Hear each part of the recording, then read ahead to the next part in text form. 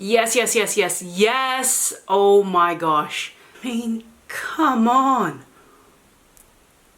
What's up, guys? These are my quick curry puffs. These are so easy to make, and the great thing is you can make them ahead of time, stick them in the freezer. This is a family favorite. Time to get this snicky snack started. All right, so as usual, salt, pepper, and oil. We'll also need 1 large onion, finely diced. We'll need 3 garlic cloves, finely minced. Try to get it as fine as you can. And we'll be using 500 grams of pork mince. You could alternatively use chicken or turkey or beef mince.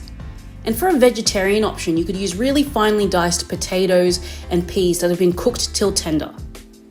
For some spice action, we're going to be using our favorite curry powder, whatever brand you like.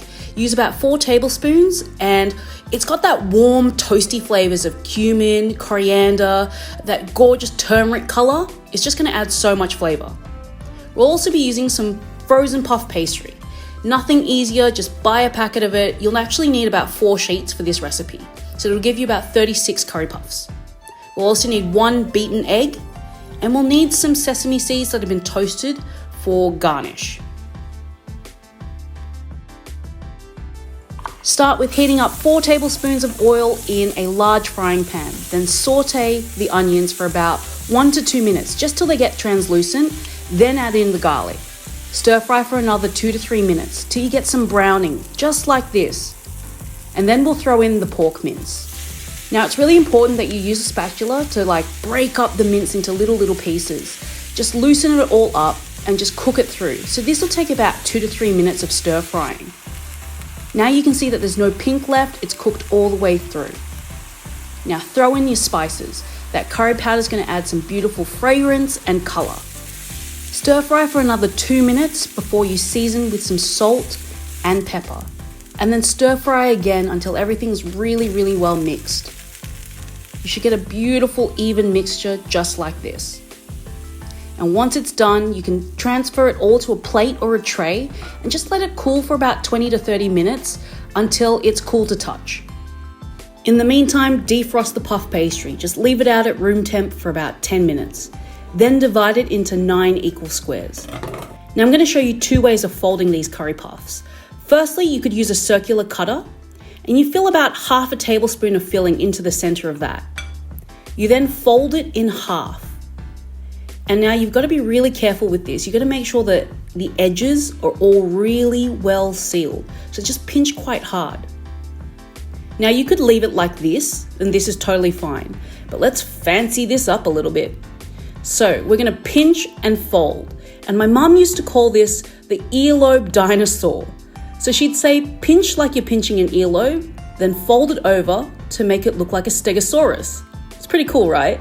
So we're just going to keep doing this pinching and folding action all the way around.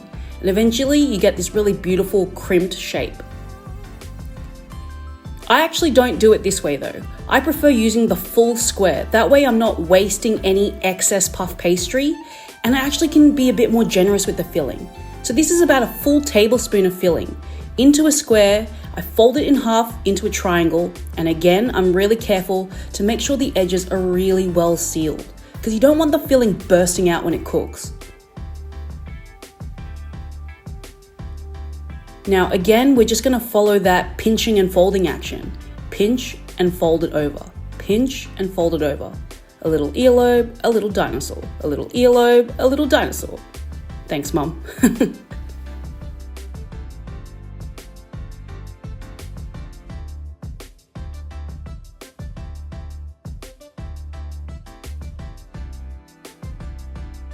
Once you're done with the folding, just place the curry puffs on a baking tray lined with some baking paper.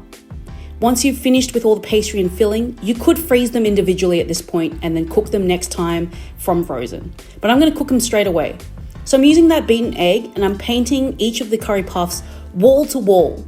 The egg's going to create this beautiful gloss to it, and it's just going to make them really nice and golden brown. So just go ahead and paint all of them, and then garnish with your sesame seeds. It's really important you put the egg wash on first, then the sesame seeds. Once that's done, bake them off at 180 degrees Celsius for 25 to 30 minutes. And this is the result.